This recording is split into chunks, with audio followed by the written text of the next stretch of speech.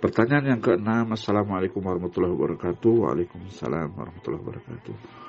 Izin bertanya Ustaz, bagaimana cara menumbuhkan semangat berikhtiar? Kadang diri ini cepat berputus asa,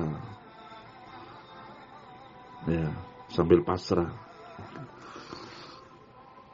Baik, caranya adalah dalam konsep di pola pertolongan Allah itu namanya ikhtiar iman maksimal.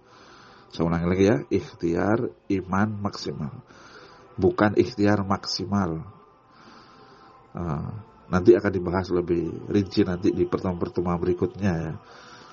Rahasia ikhtiar yang membuat cepat datangnya pertolongan Allah, yang punya impactful, yang punya efek besar, apapun itu. Kenapa? Karena konsep ikhtiar kita adalah ikhtiar dalam rangka untuk merayu Allah, ya, dalam rangka untuk merayu Allah.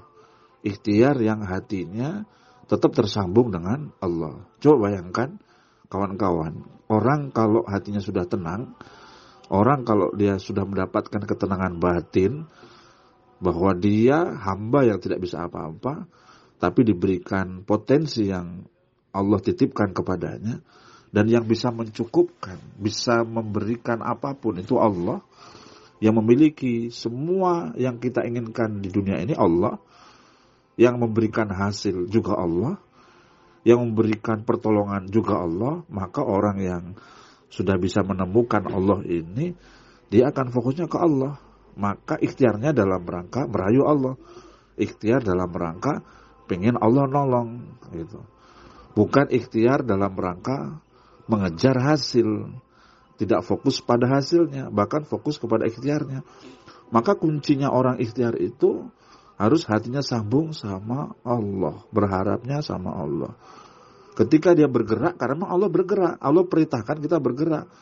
Jadi ikhtiar itu dalam rangka mentaati perintah Allah saja, nurutin apa yang Allah perintahkan. Karena Allah perintahkan apa? I'malu, ikhtiarlah, i'malu, bekerjalah.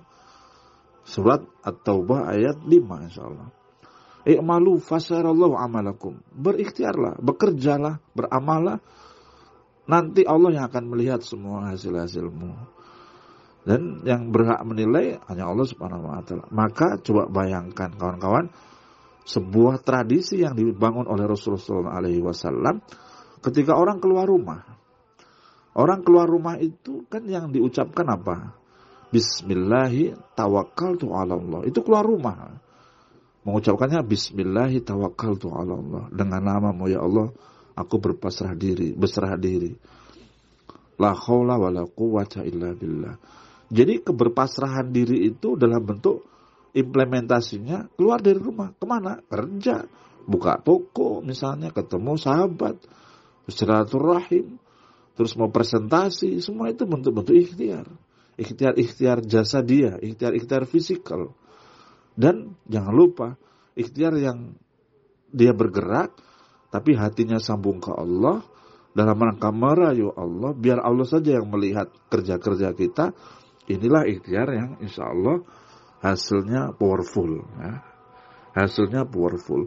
Kenapa kita bisa muncul perasaan putus asa? Kenapa coba? Orang yang berputus asa itu karena dia menyandarkan, mengharapkan, berharap kepada ikhtiarnya, berharap pada hasilnya, berharap pada apa yang dia lakukannya. Ketika tidak tercapai, akhirnya putus asa, putus harapan. Karena berharapnya kepada yang terbatas, berharapnya kepada ikhtiarnya.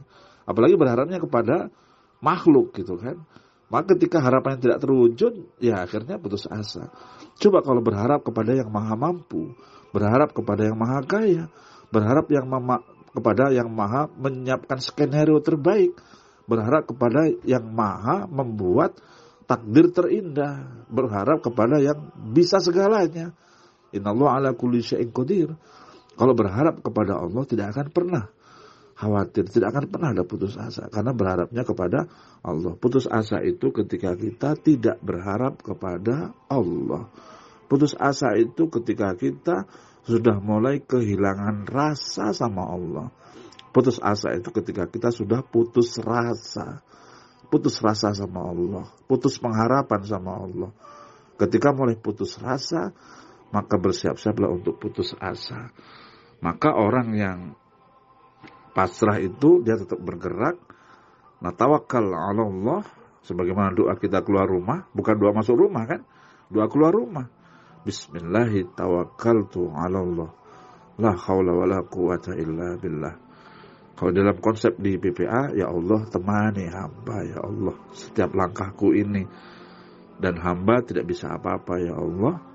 La haula wala quwata illa billah. Itu adalah ucapan ketika kita keluar rumah. Jadi pasrah itu letakkan di depan.